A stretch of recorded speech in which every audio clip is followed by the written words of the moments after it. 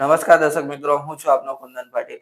આજે તાપી જિલ્લાની અંદર એક સળગતો મુદ્દો એટલે કે સરકારી હોસ્પિટલને સરકારી રહેવા દો, જે મુદ્દા ઉપર છેલ્લા દોઢ વર્ષથી આદિવાસી સમાજના આગેવાનો દ્વારા લડત ચલાવવામાં આવી રહી છે. જે લડાઈનું હાલ સુધી કોઈ પરિણામ ના આવતા આજથી 2 દિવસ અગાઉ તેઓએ ધરણા પ્રદર્શન ચાલુ કર્યું છે. જે ધરણા પ્રદર્શન કોઈ તારીખ વગરનું કે કોઈ સમય નિર્ધારિત કર્યો નથી કે એ ધરણા પ્રદર્શન ક્યારે પૂર્ણ થશે. હા, પણ ધરણા પર બેસેલ લોકોએ કહ્યું કે જો સરકાર અમારી વાત માને છે તો આ ધરણા પ્રદર્શન અમે પૂર્ણ કરી દઈશું. પણ તંત્રના નફટ અધિકારીઓ કે અન્ય કોઈ આગેવાનો કે સરકારના પ્રતિનિધિઓ કોઈ પણ હાલ આવીને આ લોકોને સમજાવવા માટે કે પછી તેઓની માંગણીઓ સાંભળવા માટે હાલ સુધી કોઈ પણ આવ્યું નથી. તેવું ત્યાં ધરણા પર બેસેલા આગેવાનો દ્વારા જણાવવામાં આવ્યું. ત્યારે જો લોકશાહીની અંદર આ રીતે ધરણા પ્રદર્શન કરીને જ પોતાનો હક મેળવવો હોય, તેના ઉપર એક વ્યક્તિ દ્વારા ખૂબ સરસ વાત કહેવામાં આવી છે. તે સમગ્ર ગ્રાઉન્ડ ઝીરો રિપોર્ટ જોઈએ આપણે તાપી સ્વરાજના અહેવાલમાં. આજે આપણે આવી પહોંચ્યા છે વ્યારા રેફરલ હોસ્પિટલ. સરકારી હોસ્પિટલ સરકારી જ રહેવા દોના મુદ્દે ધરણા પ્રદર્શન ચાલી રહ્યું છે. ત્યારે આજે ધરણાનો 3જો દિવસ છે. જિલ્લાના અલગ અલગ ગામોમાંથી દરરોજ ગ્રામજનો જોડાઈ રહ્યા છે, આગેવાન મિત્રો જોડાઈ રહ્યા છે. આજે આપણી સાથે જોડાયા છે વડીલ, આપણે એમની સાથે વાત કરીશું. શું મુદ્દે વડીલ આપણે ભેગા થયા છે આજે? આ સરકારી હોસ્પિટલનું ખાનગીકરણ કરવાનું જે ચાલે છે એની સામે અમને વાંધો છે. અને તાપી જિલ્લાના ગરીબ આદિવાસીઓને એનાથી બહુ મોટી મુશ્કેલી ઊભી થશે. અત્યારે મફત સારવાર મળે છે અને જ્યારે ખાનગીકરણ થશે તો એ તો નફાને માટે ધંધો કરવાનો. આ માત્ર હોસ્પિટલ નહીં પણ દરેક ખાનગી જે જાહેર સાહસો છે એનું ખાનગીકરણ એ આદિવાસીઓને મૃત્યુ તરફ દોરી જનારું સાબિત થવાનું છે. દાખલા તરીકે રેલવે, એસટી, જીઈબી, આ બધા જ સાહસો સરકારના હતા. સરકારને પૈસે, પ્રજાને પૈસે આ બધી વસ્તુઓ તૈયાર કરેલી અને અત્યારે તૈયાર વસ્તુ ઉદ્યોગપતિઓને આપી દેવી. ઇવન જંગલ, ડાંગનું જંગલ અદાણીને આપી દીધું છે. તો એ આદિવાસીઓએ સાચવેલું છે. અને આદિવાસીઓ હવે આ ઉદ્યોગપતિઓ જંગલમાં આદિવાસીઓને પેશાબ કરવાની દે, અંદર દાખલ ઢોર ચારવા જતા હતા અમારા માણસો, એને જવાની દેશે. એટલે બહુ ભયંકર મુશ્કેલી ઊભી થવાની છે. તો આદિવાસીઓ એની સામે જ્યારે સમજણ આવશે ત્યારે ઘણું મોડું થઈ ગયું હશે. અમે કોશિશ કરીએ છીએ અને આ કેટલાક મિત્રો જુદા જુદા સંગઠનો આ બાબતમાં જાગૃત છે અને તેથી આ કાર્યક્રમ કરેલો છે. એ બધાને હું અભિનંદન આપું છું. આઈ એમ 84 ઓનલી. પણ હું પોતે પણ એમ માનું છું, મારા 50 વર્ષના જાહેર જીવનનો અનુભવ આ છેલ્લા 25-30 વર્ષમાં જે આદિવાસીઓને નુકસાન થયું, જમીન આદિવાસીઓની જઈ રહી છે, એ જમીન આપણે કેમ બચાવીએ એ આપણા માટે મોટો સવાલ છે. 8 કિલોમીટરનો કાયદો ભૂતકાળમાં હતો. અત્યારે આ સરકારે 8 કિલોમીટરનો કાયદો દૂર કર્યો.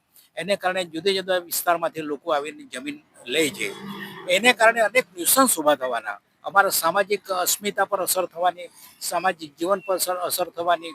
એ લોકો અમારું માત્ર જમીન નહીં લેતા પણ એ લોકો અમારી સ્ત્રીઓ સાથે પણ બળાત્કારો કરે છે અને સ્ત્રીઓને પણ એ ઉપાડી જવાના ધંધા કરે છે. હું એમ જોઈ રહ્યો છું કે ભવિષ્યમાં બીજું મણિપુર સર્જાશે. મિત્રો, અમે ઈચ્છીએ છીએ કે સરકારી સાહસ હોસ્પિટલ એ આપણે બંધારણમાં આપેલી વસ્તુ છે કે ગરીબ માણસોની સેવા મફત કરશું. શિક્ષણ ખાનગીકરણ થઈ ગયું. આપણા માણસો કઈ રીતે ભણવાના? એ અહીંયા ફી આપીને ભણવાનું આવે તો 50,000 લાખ રૂપિયા ફી આપણો આદિવાસી ક્યાંથી આપવાનું? એટલે એને કારણે આ તમામ ખાનગી સાહસો તરફ જઈ રહી છે સરકાર.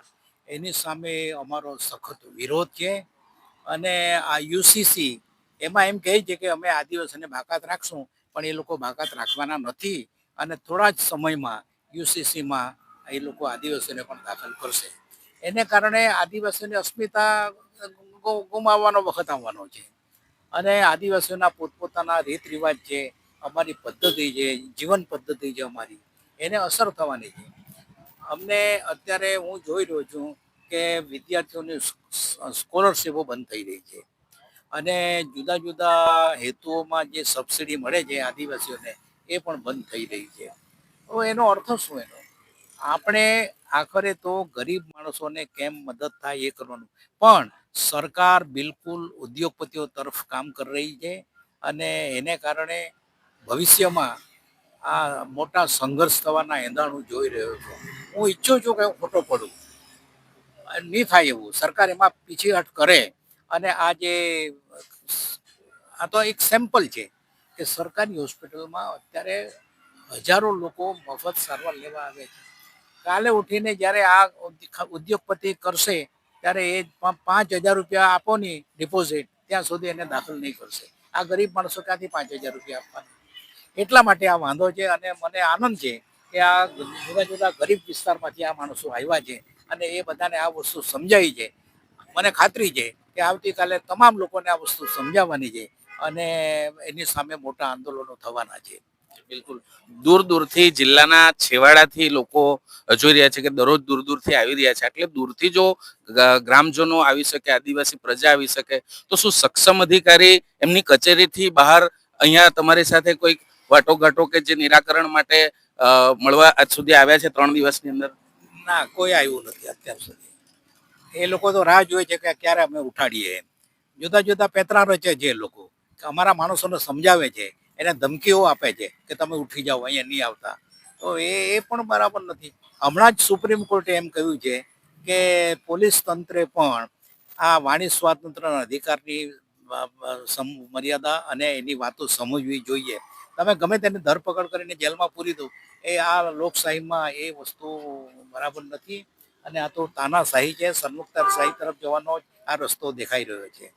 કોઈ આવે તો અમે વાત કરવા તૈયાર છીએ, પણ અમે છેલ્લા ઘણા વખતથી અમારા પ્રયત્નો ચાલુ છે. અમે સરકારને અરજીઓ કરી, મિનિસ્ટરોને મળ્યા, ધારાસભ્યોને મળ્યા, બધા લોકોને રજૂઆતો કરી, પણ કોઈ પોઝિટિવ પરિણામ અમને દેખાતું નથી. એટલા માટે આ અનિશ્ચિત મુદતનો આ જે ધરણાનો કાર્યક્રમ છે એ કરવામાં આવ્યો છે.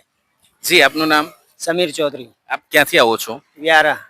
જી, શું મુદ્દો છે આજનો? 3જો દિવસ થઈ ગયો છે ધરણાનો અને આખા જિલ્લાના છેવાડેથી લોકો અહીંયા જોડાઈ રહ્યા છે, મોટી સંખ્યામાં આવી રહ્યા છે. શું છે આજની પરિસ્થિતિ શું છે? છેલ્લા 3 દિવસથી અહીં અમારા આખા તાપી જિલ્લાના લોકો, જે સરકારી હોસ્પિટલ હતી એ સરકારી હોસ્પિટલને સરકાર ખાનગી કરવા જઈ રહી છે, એના વિરોધમાં 1 વર્ષ અગાઉ અમે પદયાત્રા કરીને આખા જિલ્લાને જાગૃત કર્યા હતા કે આ જે સરકારી હોસ્પિટલ છે એ સરકારી જ રહેવી જોઈએ. કેમ કે આ તાપી જિલ્લો છે એ બહુલ્ય આદિવાસી વિસ્તાર ધરાવતો એ જિલ્લો છે અને અહીં જે લોકોની આવક કે જે જીવન શૈલી છે એ ખૂબ જ છે. એટલા માટે આ સરકારી હોસ્પિટલનો અમે સરકારી જ રહેવા દેવા માંગીએ છીએ. આજે અમે ભલે ભણી ગણીને અગાડી આવ્યા, પણ જે ખાનગી હોસ્પિટલોની જે ફી છે, ત્યાંની જે ટ્રીટમેન્ટો છે એ અમારા લોકોથી પૂરી થાય એમ જ નથી. જ્યારે સરકાર અને આપણો દેશ એમ કહે છે કે લોકો વાળે ચાલતી આ દેશ છે, તો લોકોની અવાજને કેમ દબાવવામાં આવે છે? આ જે ભાજપ સરકાર છે એ સરકારને અમે એવું કહેવા માંગીએ છીએ કે લોકોને શાંતિથી જીવવા દો અને લોકો દ્વારા જો ચાલતી હોસ્પિટલ હોય તો એને શાના માટે ખાનગીકરણ કરો છો? ત્યારે સરકાર આજે એમ કહે છે કે અમે દરેક ખેડૂતને કે દરેક અહીંના નાગરિકને 5 કિલો અનાજ ફ્રીમાં આપીએ છીએ, શિક્ષણ ફ્રીમાં આપીએ છીએ, તો આરોગ્ય કેમ ફ્રીમાં નહીં આપી શકો? આરોગ્ય પણ એમાં જ આવે છે.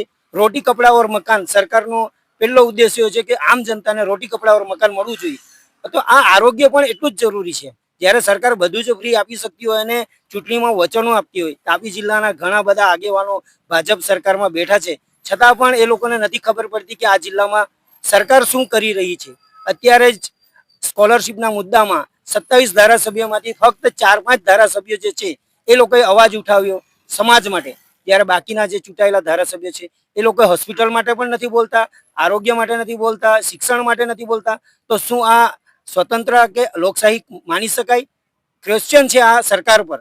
30 વર્ષથી ગુજરાતમાં રાજ કરે છે, 10 વર્ષથી વધારે ટાઈમ થયો છે કેન્દ્રમાં, છતાં પણ દિવસે ને દિવસે લોકોની હાલત ખરાબ થતી જાય છે, જે લોકશાહી માટે ખતરારૂપ છે. તો હું તાપી જિલ્લાના દરેક નાગરિકને આહવાન કરું છું કે ભાઈ આપણે આ હોસ્પિટલ બચાવી છે, એના માટે જે કરવું પડે તે કરશું.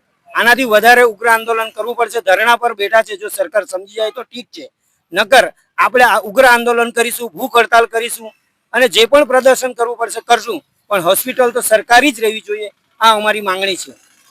જોઈ રહ્યા છે મોટી સંખ્યામાં બહેનો પણ અહીંયા જોડાયા છે દૂર દૂરથી, પોતાની મજૂરી, પોતાની ખેતીવાડી, પોતાના બાળકોનું ભણતર એ બધું સાઈડ પર રાખીને સરકારી દવાખાનાના આ ચળવળમાં, આ ધરણા પ્રદર્શનમાં બહેનો પણ મોટી સંખ્યામાં જોડાયા છે. આપણે એમની સાથે વાત કરીએ. જી બેન, આપનું નામ? મારું નામ દમયંતી ચૌધરી. આજે ત્રીજો દિવસ થયો બેન આ ધરણા પ્રદર્શનને. શું સરકાર શ્રી તરફથી કોઈ પોઝિટિવ વ્યૂ મળ્યા છે કે કેમ? ના, એવા કોઈ પોઝિટિવ રિસ્પોન્સ અમને સરકાર તરફથી મળ્યો નથી હજી સુધી. આજે ક્યાં ક્યાંથી આ પબ્લિક આવી છે, બહેનો મોટી સંખ્યામાં હું જોઈ રહ્યો છું કે અહીંયા છે, તો કોઈ એવા સક્ષમ અધિકારી કે જે પ્રાઇવેટીકરણના હકમાં જે કંપનીઓ છે એના કોઈ વ્યક્તિ તમને મળવા આવ્યા હોય એવું? ના, એવું પણ નથી આવ્યા કોઈ. અહીંયા જિલ્લા સેવા સદન બિલકુલ નજીક છે. આજે હમણે વાત કરતા હતા ભાઈઓ જોડે કે છેક છેવાડાનો વ્યક્તિ નિઝરથી અહીંયા આવી શકતો હોય તો જિલ્લા સેવા સદનથી બે સક્ષમ અધિકારી અહીંયા સુધી આવી શક્યા નથી. અધિકારીઓ સરકાર સામે કોઈક પોતાનું અંગત પોતાની રીતે નિવેદન આપી શકે એ સ્થિતિમાં હશે એવું હું માનતી નથી. કારણ કે અધિકારીઓને પણ સરકાર જે કહે તે જ, કારણ કે વિરોધ પક્ષ કોઈ બચ્યો નથી. તો એવી પરિસ્થિતિ કોઈ દિવસ આવશે કે કોઈ અધિકારી એમની મરજીથી કંઈક બોલી શકે એવું હું માનતી નથી. લખ્યું છે અનિશ્ચિતકાલીન આ તમારા ધરણા છે. ત્રીજો દિવસ થયો છે, હજી તો ઘણી મુશ્કેલીઓ આવશે. કેટલા દિવસ સુધી આ ધરણા ચાલશે અને ક્યાં સુધી આપની લડત ચાલશે? જ્યાં સુધી અમારી જે માગણી છે કે વ્યારાની જનરલ હોસ્પિટલ જે સરકારી છે અને એવોર્ડ વિજેતા હોસ્પિટલ છે અને સરકારની જવાબદારી છે કે ચિકિત્સા, શિક્ષણ, રોજગારીની તકો જે છે એ સરકારે પૂરી પાડવાની હોય છે, નહીં કે કોઈ કંપનીએ. તો જ્યાં સુધી સરકાર અમને બાંહેધરી નહીં આપે અને તે પણ લેખિતમાં કે સરકારી વ્યારાની જે જનરલ હોસ્પિટલ છે એ સરકારી જ રહેશે, જે કોલેજ આવવાની છે એ પણ સરકારી રહી, કારણ કે અમારા બાળકો ખાનગી કોલેજોમાં મેડિકલનું એજ્યુકેશન મેળવી ના શકે, એટલે માટે અમને કોલેજ પણ સરકારી જોઈએ છે ને હોસ્પિટલ પણ સરકારી જોઈએ છે.